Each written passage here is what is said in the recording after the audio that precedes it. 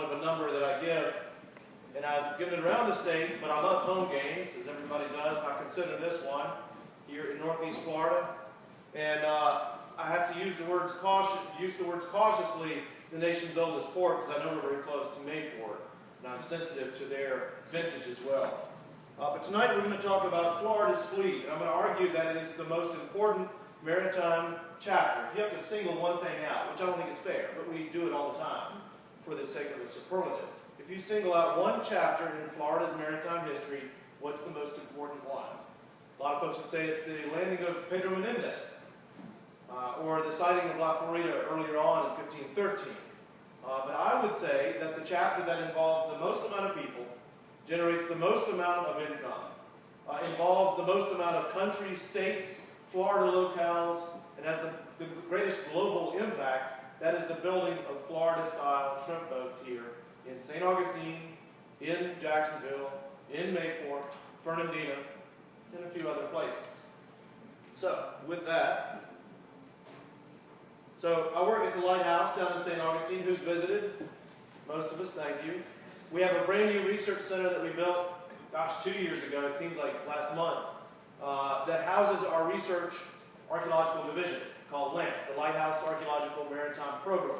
We do a lot of stuff down there. We look for shipwrecks. We do historic preservation of 6 historic buildings we have on our campus, and of course, our focal point, the lighthouse, the front porch light for the nation's oldest port. This research,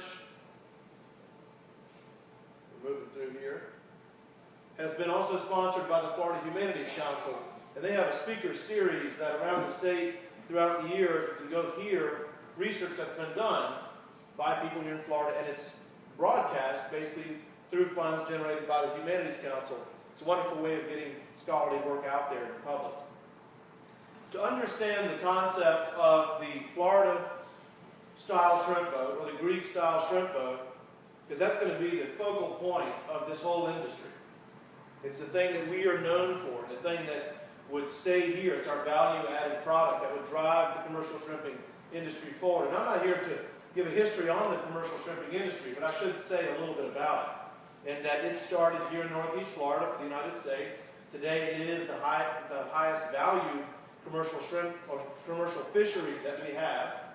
And it really came from the minds of a few entrepreneurs that were bold in Fernandina and put together some technology and some markets and some transportation systems and really gave birth to the reason we all eat shrimp now. It used to be an ethnic thing, largely a Mediterranean thing.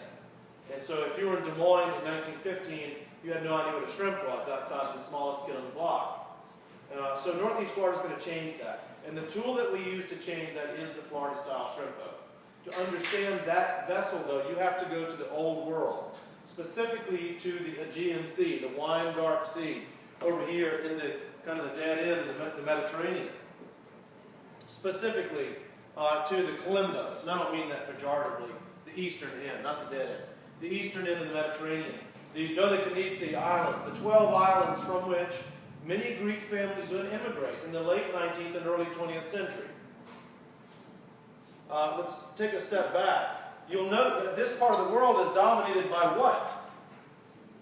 Water. The blue outnumbers the land. And so you are by nature a maritime culture if you live in these islands. And when the grass stops growing because the rain has stopped falling and you need to move your flock, you got to put them in a boat and go from this island over to mainland Turkey, or this island over to mainland Greece, so your flock doesn't die of starvation.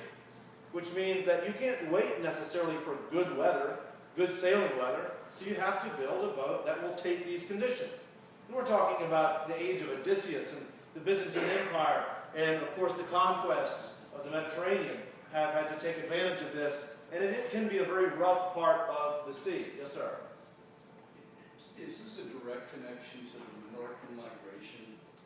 No, not at all. The Menorcan migration took place in the 1770s, and we're going to talk about the 20th century. So no direct connection. If there's any, it's by accident, purely. And so back here to this watery patch, whoops, I'm going the wrong way. This is our oldest compass before we knew about magnetism or could harness it in a compass needle. Our compass was the winds. What direction has the wind been blowing for most of this week? Northeast. Northeast. What time of the year do we get most of our northeast winds? No.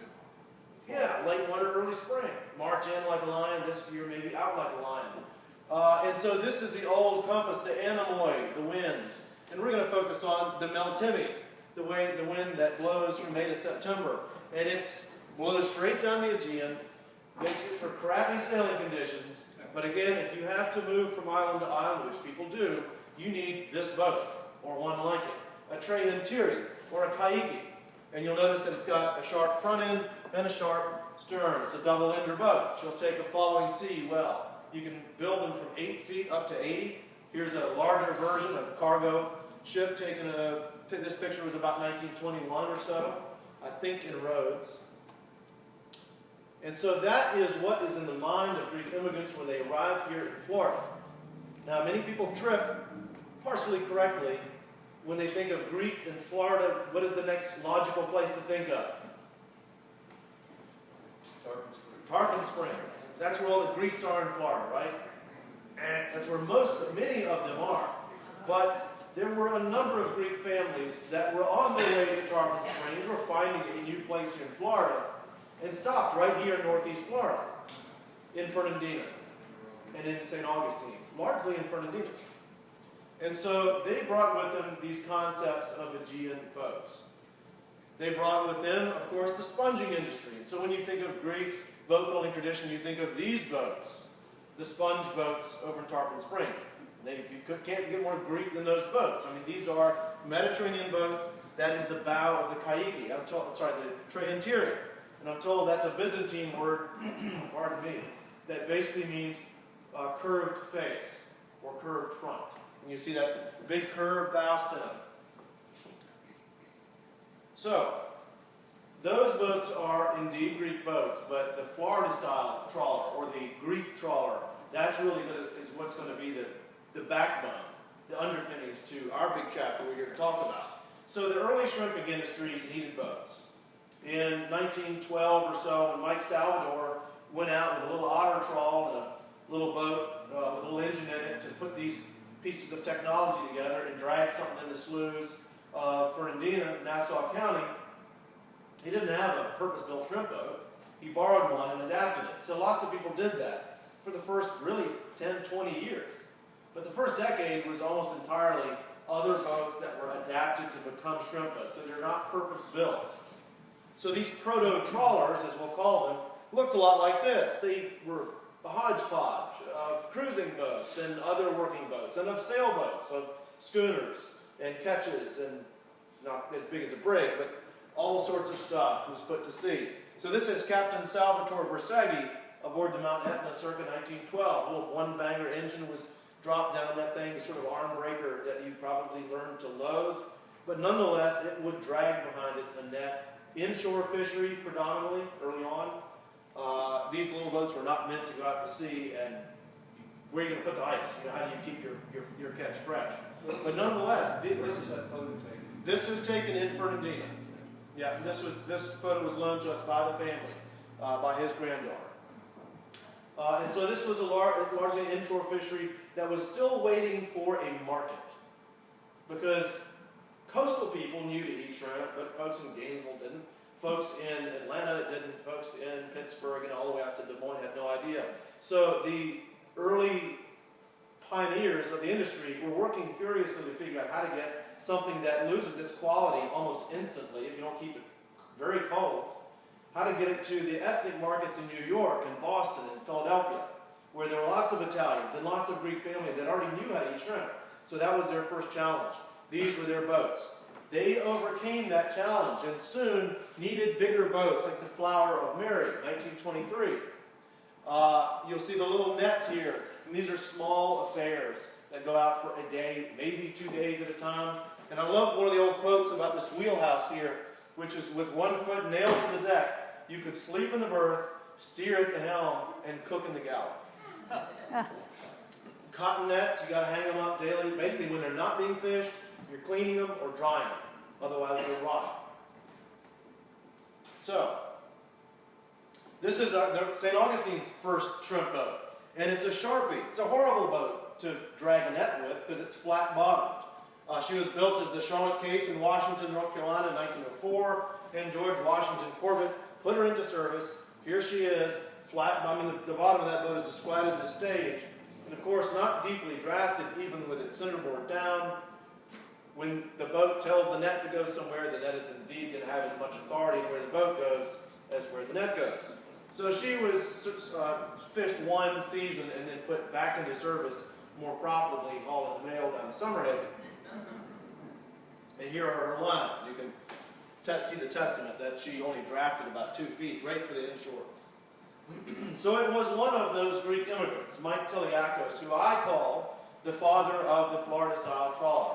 He saw these proto-trawlers. He saw a need for the catching of more shrimp and the shipping of more shrimp, and he saw the money in it, and the entrepreneurial spirit in him brought to mind those Greek boats that were capacious and could take a sea, following or a head sea. And so he built, with these people down here, the first Greek-style shrimp boat, which is going to become the Florida-style shrimp trawler. He was headed to Tarpon Springs in 1912 and met his wife Clara, and she convinced him to stay put.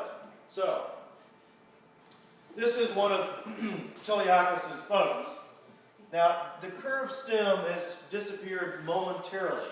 Think back to the Great White Fleet and to World War I, and what did all Navy ships have, and runabouts, they had this big plumb bow. That was the vogue of the time, so he kind of got away from that, but believe me, in here, she's all kaiki.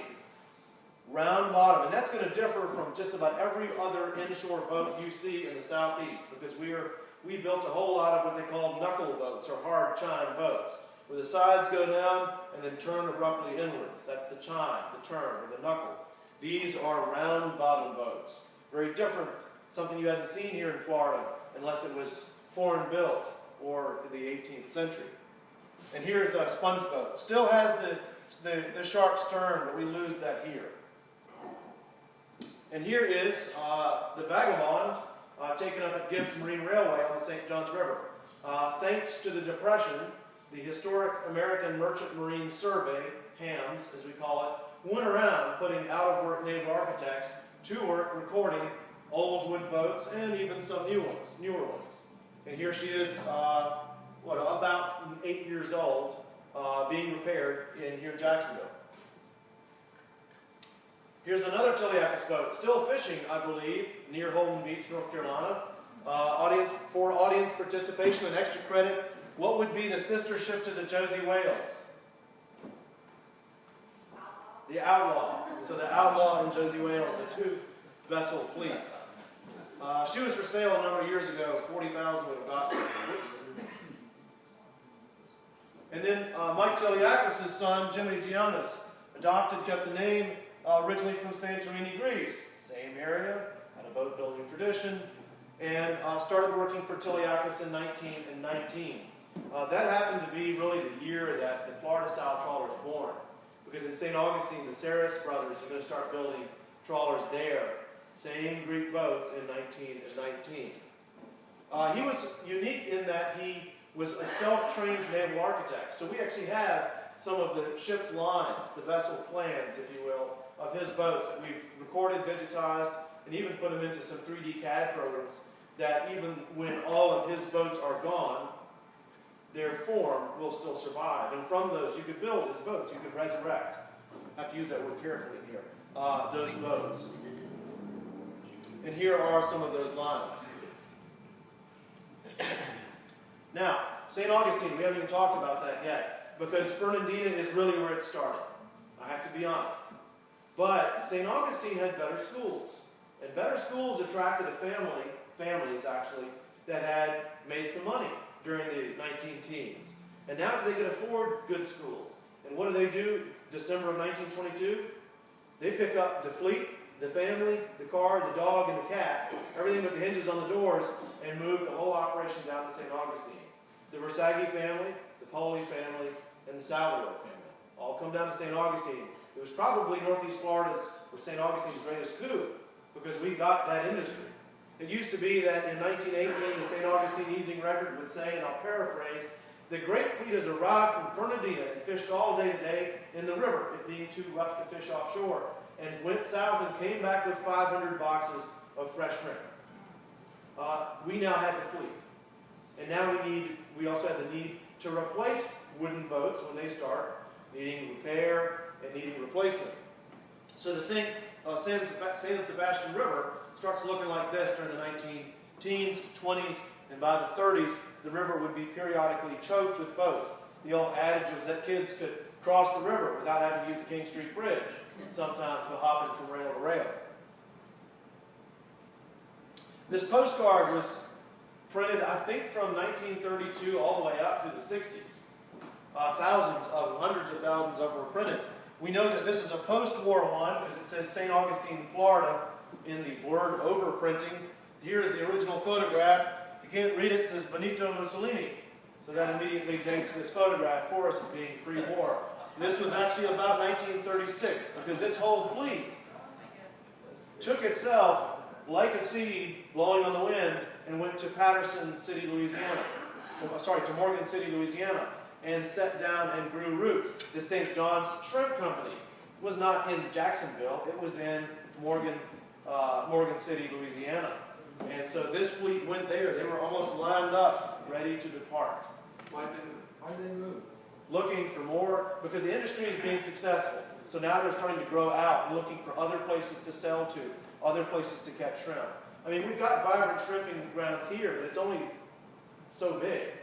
I mean, from here to Canaveral and up to Georgia and the Carolinas, by the 30s, we're starting to look over to the Gulf Coast, and there's a small shrimping industry that started there. And by the 40s and 50s, we're looking to Mexico, to Campeche. And by the 50s and 60s, we're looking to South America and on and beyond. So another view from the San Sebastian River is one of Teleakis' boats. You can always tell these pre-war boats because their wheelhouse is a little further aft. They've got a break in the deck right there. They've got those little head hanger wheelhouses. These are, again, boats that are going out for like 2 or 3 days at a time, tops. They did have a hold where you could put a few tons of ice. The industry starts shifting as the fleet starts traveling farther abroad to building boats. That's St. Augustine's industry. It's not the shrimp, the catching of shrimp. It's the building of the boats. And that's really what you want. Because as the industry grows, you want to supply them with their things that they need. The fuel, the nets, the rigging, the rope, the paint, the boats. This is a value-added product. And the risk is much less because boat yards seldom sink. So Spiros Sermus, you'll note the Greek trend here, starts building boats in the 1920s and through the 40s, builds a number of boats, including Marineland's second of 3 research vessels, all carrying the name Porpoise. She had a stern ramp right here. And so you can see Marineland Studios in the background. We've got the Doodlebug. Yes, sir. Which one, I remember that Jacques Cousteau's boat was refitted in one of the... She was refitted in St. Augustine trawlers. Yeah. That's on the San Sebastian. That is on the San Sebastian. It's where St. Augustine Marine Center is now. Yeah. Thank you. I think we're looking at what I hope is still floating and maybe fishing, Florida's oldest fishing vessel. She was built in 1937. I've also heard 35, but I've heard more 37s. By Stathis Clonarus. He also went to the Gulf Coast to build boats, probably around World War II. But before he did that, he built a number of boats. Captain Sam Floyd, I think, still owns her. That is not her original wheelhouse. She had a little tiny one, but she is kind of like George Washington's axe. All original, only 2 handles and 3 heads. But it's the same boat. Harry X90s. I was working in his yard today. Here's Harry, his son Nick. Nick will still be happy to have you sign in the yard today. And here is Harry working with a customer building Greek-style shrimp boats. Harry was born on the Isle of Seamead. He had a vocational education in boat building, small boats, but they scaled up. They expanded the trade interior in the Caique. Built more than 29 boats. These are all family operations I'm talking about now. And here's the shed that lasted until Tropical Storm Faye sat on us here and in St. Augustine for 3 days in 2008 rained and blew and rained and blew. And then when it was all done, most of that shed had fallen in on itself, been blown in. And we had a boat yard at the time. And I'd always tried to peek in and see what was going on inside of there. I knew that was a hidden museum, you know, a barn find, as the pickers call it. And when that thing was opened, my dreams came true. It was also a sad day because this building was doomed. And as the family decided to dumpster it all, we kind of jumped in and said, hey, we're from the museum. We save things like this. And can we help you save some of this stuff? And some of the stuff we helped save were these molds over here. And the molds that you would stand up on top of a freshly laid keel that's been prepared for all the ribs or frames. And that is like having a set of blueprints, because that is the boat. If you have those and a long batten and a keel, you can make the shape of this boat. Very traditional of Harry, always in motion. One man, one son, a couple daughters, his wife. That was the labor.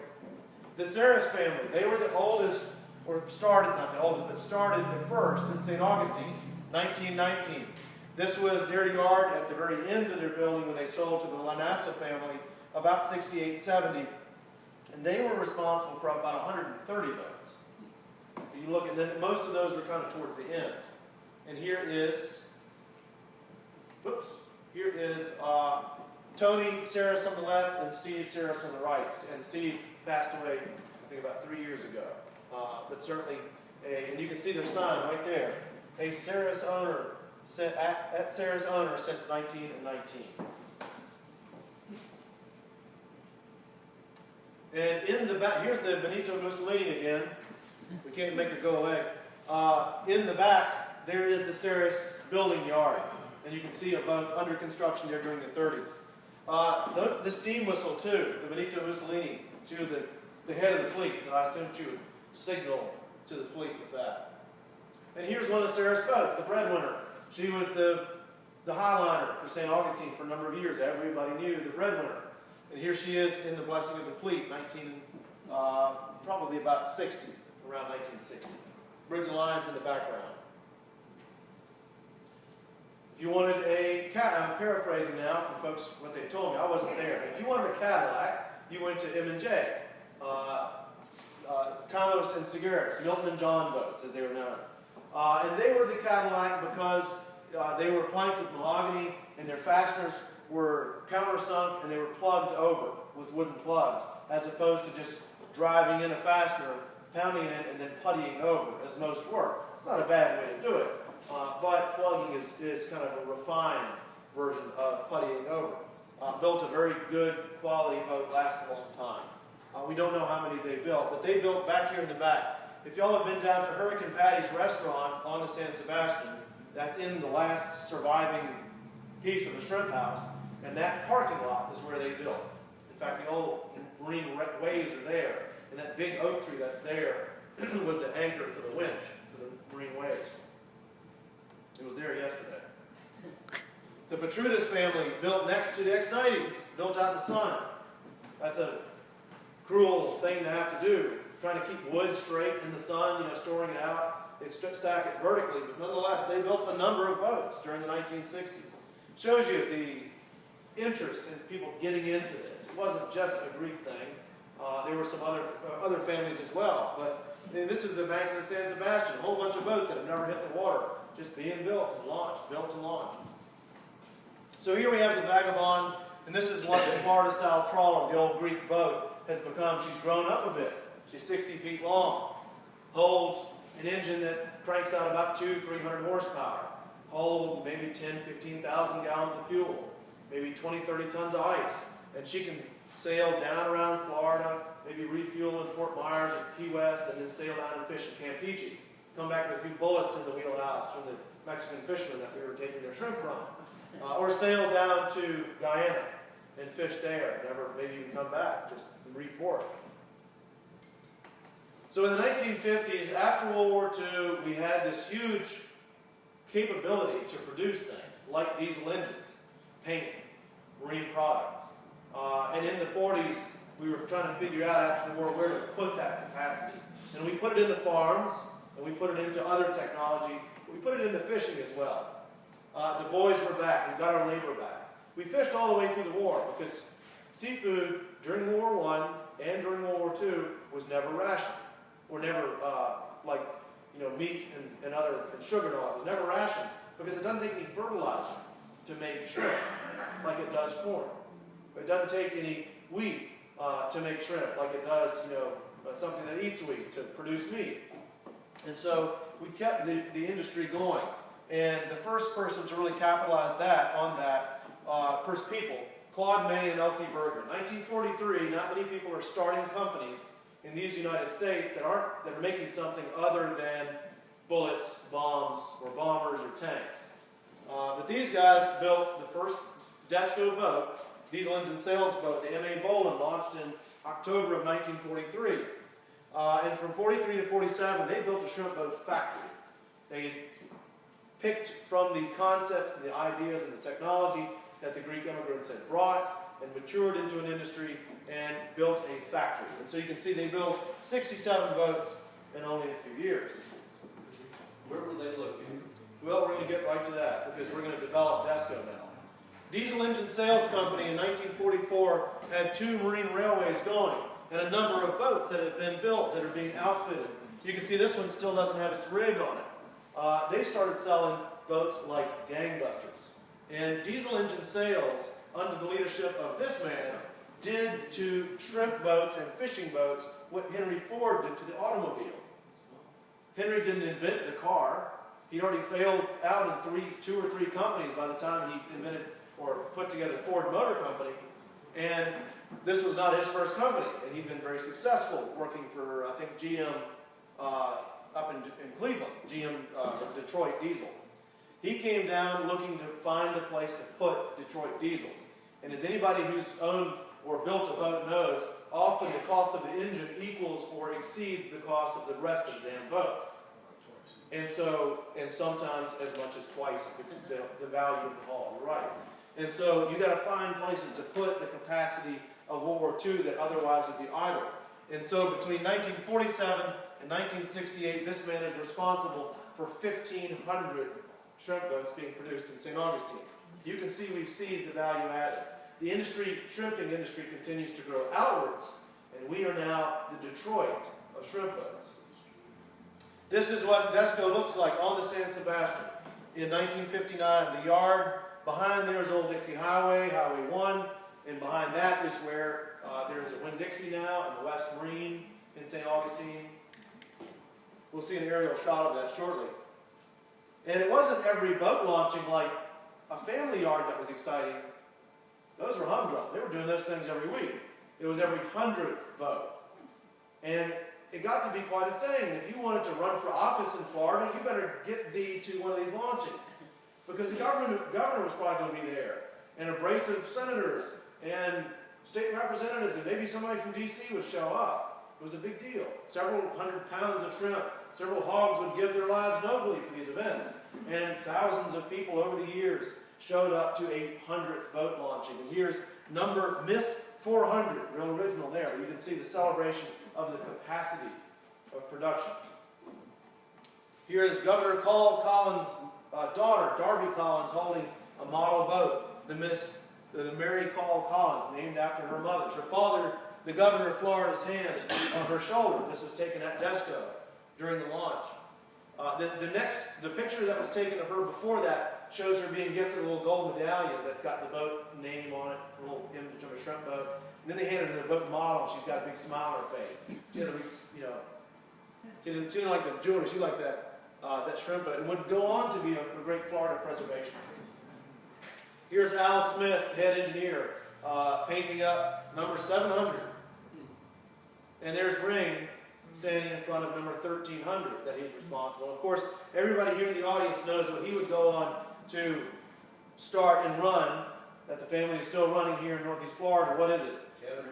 Ring Power. Yeah, Ring Power. So, Desco has made a name for itself by the late 1960s. They've added this motto to their masthead: the sun never sets on Desco boats. And they say that it's not bragging if it's true. And it was true. Every continent except for Antarctica, by 1969, had a Desco boat. We sold them to the Japanese. We sold them to Africa. We started commercial fisheries in Nigeria. Boats went straight up the river to Lagos. We put them on ships here in Jacksonville, kind of like strung together like ducklings, and with their rigs strapped down on deck, and shipped them overseas to Kuwait, to Italy. Whitaker Marine Group, a holding group, buys Desco and begins to infuse it with more capability. And you can see that they average 5.4 boats per month. We're not talking about how many per year, but how many per month. And they built about 1,000 boats. And this is the quintessential Florida-style shrimp boat. She's 73 feet long, built out of cypress, oaks, and Doug fir, a few other woods, white oak inner ribs. They built this in varying sizes, but this was the most popular model. This was the Ford F-150 of shrimp boats. Whoops, we're going to get some pause for a technical emergency. I'm going to wait an hour, because I shouldn't be talking in an hour. That's her fail-safe. She can sail basically anywhere to catch anything. So, yes, sir? What's the length on that boat? 73 feet overall. Yep. Her outriggers will fold down. You can modify this thing like Legos, plug and play. Put the gallus legs on it, put a big net reel on it, change the trawl blocks down for scalloping, fish up, swordfish, whatever, lobster in the Caribbean. And so these things were not just shrimp boats now, but they were a well-known standard. This was the gold standard for fishing vessels. That's what they look like under the water. Here's the Greek roots, big, round, capacious bottom. Early on, some of the local fishermen didn't like them. They would use these knuckle boats that were real stable on the water. They said these things would roll all the time. You had to catch every shrimp twice. But they were very seaworthy, and they could go and do and make money. So this is Desco in the late 70s. Big yard. They were building wood boats here, building fiberglass boats here. There is US 1, and that's where Winn-Dixie is today for location, you're asking. So who's there today? Today is, I think it's called St. Augustine Shipyard. There's a dry storage building. This building has been replaced. That's where Lures built boats for a while. You wouldn't know it, but that building didn't go down into the ground any more than 6 inches. And so when the place was bought and repurposed, the county said, or the city said, you can't. It's a wonder that building hasn't blown away yet. And so they replaced it with something that's more substantial. So there's boat storage in there now. This is awaiting development. Every one of these historic building structures has been raised. We documented a lot of that before it happened during this process. And it'll probably become mixed use like every other waterfront does. Oops. So, when you do something big, it attracts attention. And you immediately attract competition. Across the river, on the east side of the San Sebastian, Buck O'Neill, a Carolinian, came down. He had capital, he had enthusiasm, he was an entrepreneur, and he put up a yard called St. Augustine Trawlers, capitalizing on the city's name for shrimp boats. And here it is, steel yard, wood line, and fiberglass line there. And this was the this was the Marine Way where the Andrea Gale was hauled. She had 11 feet added to her, some water tanks, and then she would sink 10 months later off the Grand Banks. Not because of the work they did here, because of the perfect storm. So here we have boats in for repair. Here's their product. If it looks a lot like a Desco boat, that's not by mistake. They managed to capture some of the talent from across the river. And so this is the Chevy Silverado shrimp boats, if you will. Very similar. They changed a few things, made her entry a little sharper, changed the lines, keep the attorneys at bay, but it in essence was the same boat. And here is one fishing in 1980 this is on the Grand Banks. This is the same boat in the wheelhouse. That's the top of about a 30-foot wave. So, the fact that we have this picture here is a testament to the fact that the boat did survive. I didn't have to dive to get this picture. So, from 1943, these brown buildings are not the only buildings around, but these are the ones that are involved in the fishing and boat building industry. By 1980, this is kind of Detroit for fishing vessels in the United States. One could argue that the assembly of this fleet rivaled that of the Liberty fleet, the Liberty ship fleet during World War II. Not only in capacity and production and numbers, but certainly in longevity, because the Liberty ships were only created for 5 years, built for 4.5 years. These style of boats, from 1919 to about 1984, that's their range. Just orient me, where's the Bridge of Lions on that? Okay, San Sebastian River. This is an inset for a book. You're going to take a couple more bends, and the bridge lines is going to be about 4 feet above my fingertip. But the San Sebastian River doesn't run to the Bridge of Lions. Sorry, not to the bridge lines, to the King Street Bridge. Exactly. All right, so you actually, I used to walk. So that's the Matanzas River right there. So the Bridge of Lions is going to be about 4 feet above my finger now. So downtown is off that way. This is Lincolnville. And you have to go south to get there. It's like a peninsula. Yeah, you can't get there from here, sort of thing. Yes, sir. Was Louisiana building their own fleet at the same time, or were these boats going there?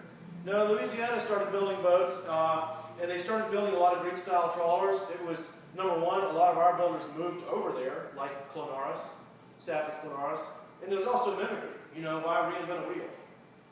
But during the 1960s, because of the oil industry and the need to build boats for that, steel boats took over there, while we were still building a lot of wood boats and a lot of fiberglass boats. So in order to assemble what I've told you tonight, I didn't live through that history, but these people and families did, and they built boats here, and I say here in Northeast Florida. The asterisk stands for an Amelia Island connection. And so and you'll notice that these are predominantly Greek names, because that's where the concept comes from, directly from an immigrant mind. So a few stats here. Well, I can account for, I should update this, to about 3,600 shrimp boats built in St. Augustine alone, from 1919 to 85. Jump down the bottom, of extremely conservative value on that, it's $1.5 billion worth of boats. You could probably stretch that honestly up to $4 or $5 billion if you consider everything that goes into the boat, everything including the gear, the plotters and all of that. But that money went through St. Augustine.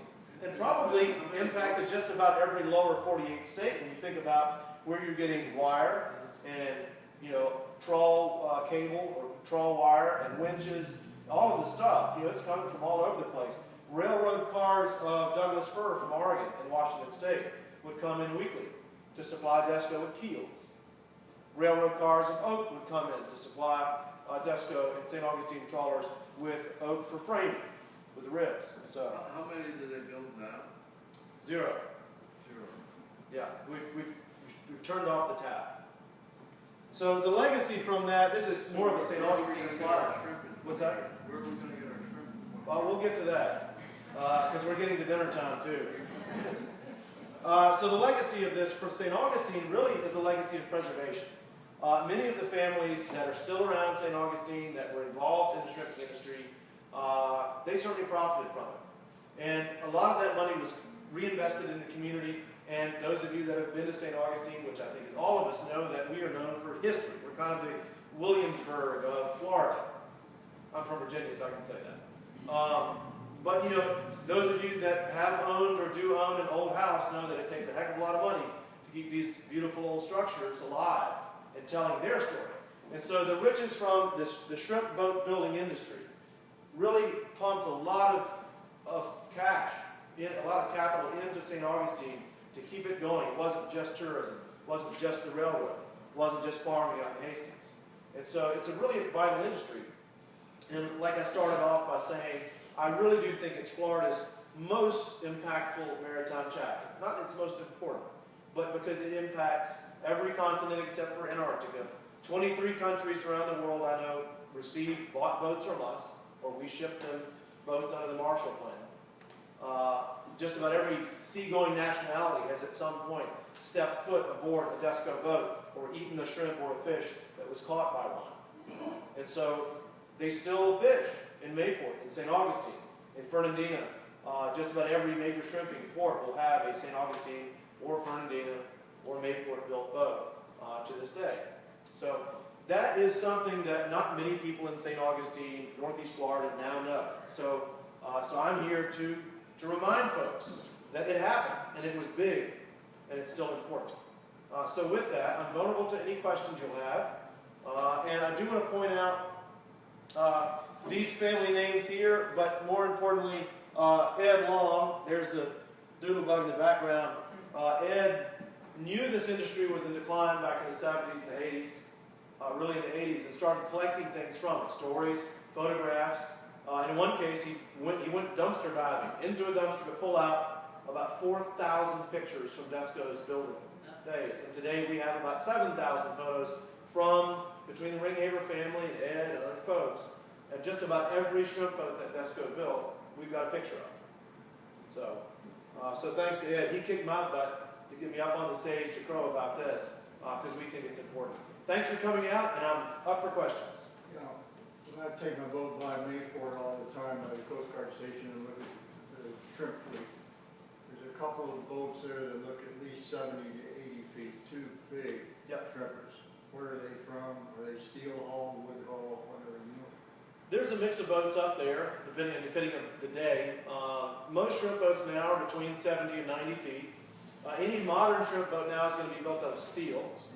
The last fiberglass shrimp boat that was built of size was built in St. Augustine in 2006 or 7. It was in 6, she was finished. And it set a historical record for sitting the longest or taking the longest to sell. It was built on spec, which is rare in St. Augustine. We didn't have to build on spec. We were the king of builders. People were lining up to buy our boats. And then in the 2000s, that wasn't the case. Where are these metal boats built? Most of the steel boats that are built now are built over the Gulf Coast. They're built by Old Battery, Pascagoula, Morgan City, not Fairhope. There's a few places in the Gulf Coast that are still built. They're building tugboats and ferries and all that, so they can retool and build a shrimp boat fairly easily. Yes, ma'am. What happened at the industry ending? So, I always get asked that question. I should probably do another talk about it, but I don't know if I'd be able to go through it without weeping because the shrimping industry really fell on its face in the 1980s. That process had started really in the 1950s and 60s, if we want to be honest about it, because that's when it was largely American investors started looking into the concept of farming shrimp in other countries. First Central and South America, then later on in Southeast Asia. So today, if you do a random blind grab of 10 shrimp off any plate or store, 9 of them will be imported aquaculture shrimp, and 1 of them will be wild-caught U.S. domestic shrimp. I have to say, wait, save your pennies, and buy the American wild-caught shrimp. There's a slew of reasons for that, but number one is they taste a heck of a lot better. They're a heck of a lot better for you, and you're reinvesting your money here in Mayport, or in St. Augustine, or Bernardino, or wherever. I want to make one comment. Yes. Ever seen the shrimp farms in Vietnam? Never. Yeah, I mean, it's a simple fact that those, it's really what you would call a CAFO, a concentrated animal feeding operation. One of these shrimp farms. They dig a hole in the mangrove, which gets rid of the mangrove, by the way, in this nice clay that will hold water, and they pump some lagoon water in there, and then pack it full of shrimp. And of course, when you have too many people in one place and one person gets a cold, everybody gets the cold. So they start dumping antibiotics and chemicals in there to kind of keep everybody from dying of the cold. And then that's the shrimp at the end of that day that's been fed not only shrimp food, but God knows what we wouldn't want to eat. So don't eat it, I say. I agree wholeheartedly. Yeah. The main thing I want to do is commend you for focusing on this, because I grew up in St. Augustine and feel connected to a lot of these things, and I also have been involved in history, rigging history in a lot of different parts of the county. This story hasn't been told much. It hasn't. I appreciate that. It's really quite wonderful. Thank you. Well, I appreciate that. And I'm going to pass that along to the folks that got Meagle in it. Like I said, I'm from Virginia. One thing I do know is when you work with the oral tradition, when you work with other people's histories, their family histories, and they entrust that to you, it's a great trust. in you. And so, I try not to screw it up, as they say. And early on, I learned the best way to learn is get a date wrong or a name wrong. Because you will get an email or letter, or somebody will call you after. And the one thing that gets corrected, you get 10 more facts. So, I don't intentionally do that, but it was a wonderful accident. It is something that St. Johns County doesn't know.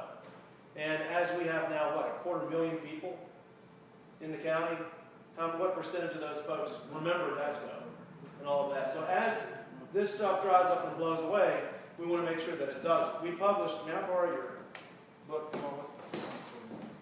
Thank you. In 2013, Ed and I published Shrimp Boat City, 100 years of catching shrimp and building boats in the nation's oldest port. And it really is kind of a photo essay, one of those easy books to write, because everybody else did the work for me. But it is, it goes through not only the industry, but the building of the boats, because that was really more of our nature, was the supplying of this great fleet. And, there's the old adage that you've probably heard, when boat building's down, crime is up. It had that sort of effect on the community. So where does one buy the book? You can tell I'm a natural peddler, because I haven't told you that. We do have the books for sale at the St. Augustine Lighthouse. I just came back from a conference, and I slammed out of cards. I didn't restock. But you know how to find the lighthouse. We are a navigational beacon. Give us a shout. Ask for my name or somebody in the store. We'll be happy to get you a copy. Or better yet, come on down, stop at Osteen's and grab shrimp lunch. You're going to be local, and then stop by the museum and ask for me. If I'm there, I'll come out. I'm happy to meet folks that are enthusiastic. Yes, sir. About 15, 20 miles off St. Augustine is the DESCO Reef. Yep. What's there? All right, so the DESCO Reef there is an old shrimp boat that's out there. In fact, you can see pictures of it if you go to the website Tisiri, T-I-S-I-R-I, Think It, Sink It, Reef It. They've got some great photographs from local reefs. I don't know the name of that boat, but I will tell you that ain't the only DESCO boat that's out there. There's lots of DESCO reefs. They're in the Tortugas. They're probably in the Black Sea. But that is a shrimp boat. There's a lot of them around the inlet that are all completely buried in sand. When the inlet was more dangerous to run than it is now. Yes, sir. I'll come up to you next. Yes, sir. Is the current wild shrimp catching industry controlled by the government, restricted, monitored? Yes is the answer to that. And that would be a resounding yes if you answered asked a fisherman. Yes, I mean, you can't, we all know you really can't swing a cat without having a permit. The modern fishing industry, I'll say this. If you take a fisherman and a fisheries regulator, that is the age-old dog and cat fight. They will rarely agree. But it really wasn't regulation that was, I don't think, the real noose around their neck. It was the fact that in the 1970s, fuel prices skyrocketed, labor prices in the 80s went up, savings and loan prices happened right after we had 15 years of poorly managed credit. You could get money way too quick, way too fast, and we overcapitalized our industry. We built boats when we shouldn't have been building boats because the cheap credit, the banks were making the money on these boats, not the fishermen, not the owners. I mean, that was certainly the case some of the time, but we overcapitalized, and that's one of the reasons that it fell on its face in the 80s. We didn't need any more shrimp boats in this area. The Solomon family down in Central America had 147 boats at one point. Versailles had 121 boats at one point, all built right around here. But those boats have trickled down into mom and pop operations, and some of them are still fishing. So it's a conspiracy of circumstance why the fishery has collapsed. The shrimp are still there, and the need is certainly still there. We eat more shrimp this year than we've ever eaten per capita. We just don't get them from American boats. So none of us have an excuse here to not get them fresh from an American boat. And if you can't get American wild shrimp in the store now, just wait a little while. You will soon. So. Why didn't they start building steel boats here? There was a few attempts at building steel boats here. Boat building, by tradition, is very slow-moving, technologically speaking, especially American shipbuilding. The British were building a lot of steel ships while we were still building wooden ships. We built a whole raft of wooden ships during World War I while the British were building steel ships because we had the wood and labor.